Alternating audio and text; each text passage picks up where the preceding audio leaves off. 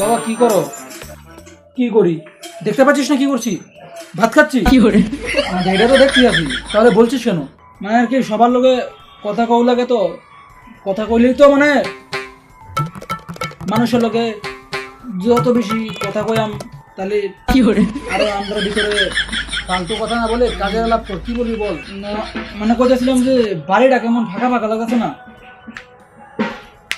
এমন মনে হয় যে আর কি বাড়িটার মধ্যে কেউ নাই গিয়া, সেই একদম ফাঁকা ফাঁকা লাগতেছে। এটাই আছে আর কি।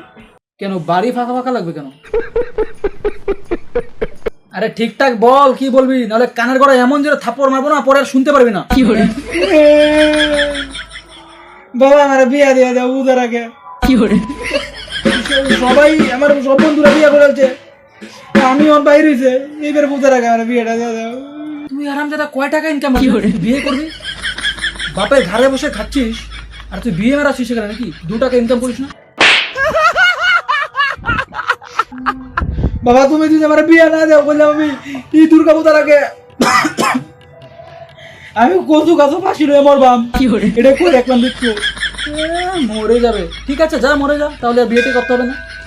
দাঁড়া দেখছি কোথায়, আমি খুঁজে নিচ্ছি কোথায় ভালো মেয়ে পাওয়া যায়। তাহলে বাবা বললাম যে এই কাল পরশুর মধ্যে বিয়েটা সেরে লয় না? কি করে শুভ কাজে দেরি করে তো লাভ নাই, এখনই বিয়ে করে নি হারাম দাদা। রেডিও কিছুদিনের মধ্যে যাচ্ছি মেয়ে দেখতে। তাহলে বাবা আমি ওখান থেকে রেডি হয়ে বসেছি নাকি? তার আগে কিছু কাজ ধর, কিছু কাজ কর, কিছু চাকরি বাকরি কর। বাপের ঘরে আর বসে কতদিন খাবি? কখনো কখনো মনে হয় সালা ছেলেকে বিয়ে না দিয়ে আমি সালা একটা বিয়ে করবো।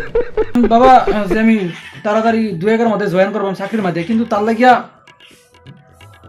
কি করে এই নিয়ে 5 লাখ টাকা দিয়েছি এখনো পর্যন্ত। তো নাকি চাকরি হয়ে যায়, ইন্টারভিউ দিতে যাবি, টাকা লাগবে। এই শেষবারের মতো 10,000 টাকা দিচ্ছি, চাকরি না হলে আর বিয়ে মারাতে হবে না। কি করে আগামী 1 মাসের মালের টেহাটা থেকে সরাই রাখা লাগবো।